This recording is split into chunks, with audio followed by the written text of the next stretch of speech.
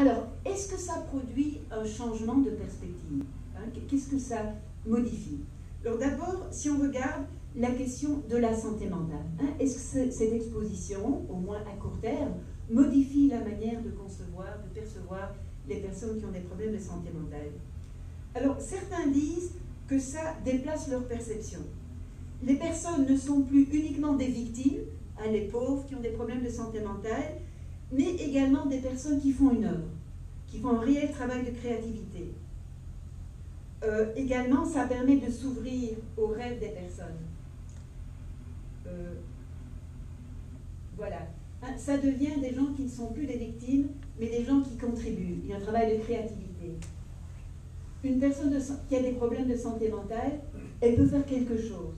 Elle peut présenter une œuvre qui est très belle.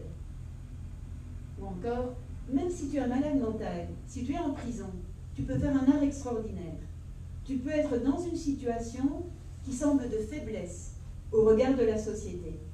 Et puis être en état de grâce par rapport à la création. Ou encore, ça montre qu'il n'y a pas beaucoup de différence dans l'art. J'aime beaucoup cette idée-là. Un autre dira, un artiste, c'est pas juste un moule.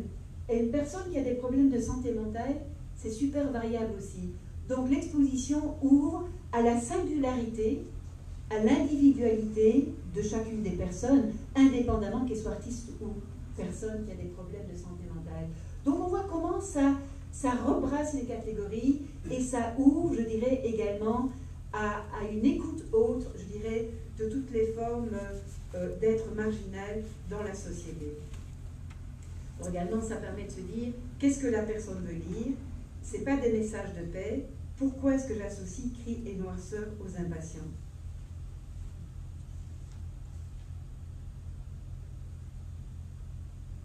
Alors, par rapport à la question de l'art, également, bon, ça je vous avais dit, certains disaient que l'expression est première, d'autres que l'esthétique est première. En fait, j'ai mal placé mes extraits. Alors voilà, par exemple, ce que dirait la première personne. Il y a une sorte de vérité qui ressort, qui n'est pas maquillée par le regard esthétique. Avec l'art cru, c'est souvent le sentiment qui prédomine sur l'esthétique. Une autre dira, ça se passe au niveau du ressenti, du comment je reçois l'œuvre, plutôt que comment elle a été pensée. Donc on voit que là, la personne dit, ce qui est important là-dedans, c'est l'ouverture que ça crée à l'intérieur de moi. Pour les personnes qui disent que l'esthétique est première, elles diront, par exemple, j'ai reçu ces œuvres d'art depuis le lieu d'une expérience esthétique et non pas comme un sens à reconnaître. Ou encore, ces tableaux ont souvent une indéniable qualité esthétique. Je n'aime pas les réduire à la communication d'une expérience intérieure. Donc on voit comment ces diverses positions jouent. Alors, par rapport justement à cette possibilité que j'appelais de figuration offerte par l'art, une personne dira, ces œuvres laissent des traces qui ne peuvent pas s'exprimer par des mots. Ou encore, l'exposition confronte au paléontologique, donc à ce qui est très très ancien de l'inconscient. Les tableaux sont directement branchés sur les couches archaïques de l'être. Ou encore, beaucoup de solitude, mais la persistance d'un désir, d'un appel à travers la solitude. Ou encore, l'art nous fait le cadeau de nous donner accès à cet irrésolu en nous.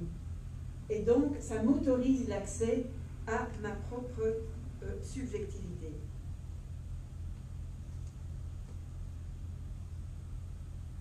L'art apparaît aussi un lien et ça permet de faire des passages. Alors, je vais vous les lire, ça vaut la peine. J'ai encore quelques minutes? Oui. Oui. Bon. Alors, je vais vous lire ça parce que ça vaut vraiment la peine. C'est donc cette question de passage entre l'expérience de l'artiste, l'expérience de l'impatient et notre expérience à nous. Surtout entre l'artiste et l'impatient. Un professionnel, s'il veut rester groundé, je pense qu'il est très proche de ses émotions, de ses sentiments, de ses faiblesses, de ses folies, à la limite. Donc là, on voit comment il y a cette découverte de la dimension, je dirais, de folie à l'intérieur de l'art. Un autre dira, si on avait une vidéo montrant le processus de création de toutes les œuvres ici, on se rendrait bien compte que l'artiste et l'impatient fonctionnent de la même façon. Ils font la même chose. Ou encore, il y a des tableaux dans lesquels on sent l'expression d'une souffrance. Mais est-ce que cela appartient à des personnes qui ont des problèmes de santé mentale? Je pense que cela fait partie de la condition humaine. Ou encore, cela me touche personnellement, parce que je crois qu'on est tous parfois sujets à ne plus contrôler ses émotions, qu'on peut comme décrocher. Je me dis que si les gens, à travers l'art, arrivent à rejoindre d'autres vécus, on est dans l'humain. Les émotions sont d'une certaine manière les mêmes. Sinon, ce seraient des extraterrestres. Ou encore, finalement, les gens normaux peuvent peut-être écrire, dessiner ou écrire, ou s'extérioriser d'une façon semblable à celle des gens qui sont malades. Ceux-ci souffrent pas mal de la même chose que tout le monde. La sexualité, la famille, l'isolement. Donc on voit comment il y a là quelque chose de ce que j'appelais l'humain qui est mobilisé. Évidemment, il faut quand même voir aussi, si on veut être honnête, que plusieurs des personnes ont souligné les limites du projet. Par exemple, certains ont dit le caractère ambigu. Est-ce que c'est un projet artistique? Est-ce qu'on vise à démystifier la maladie mentale? C'est quoi que vous voulez faire? Donc ça, on voit comment, en tout cas dans la lecture, comment les personnes essayent de s'accrocher à des questions claires. Et donc pour résister à cette déstabilisation qui va un peu dans tous les sens. Ou bien on soulignera aussi l'aspect paradoxal. Oui, ils disent par exemple, vous dites que vous voulez transcender les catégories, mais en présentant l'exposition comme étant artiste et impatient, vous utilisez ces catégories que vous dites vouloir dépasser. Donc où est-ce que vous êtes? C'est quoi ça? Vous attirez l'attention sur les catégories.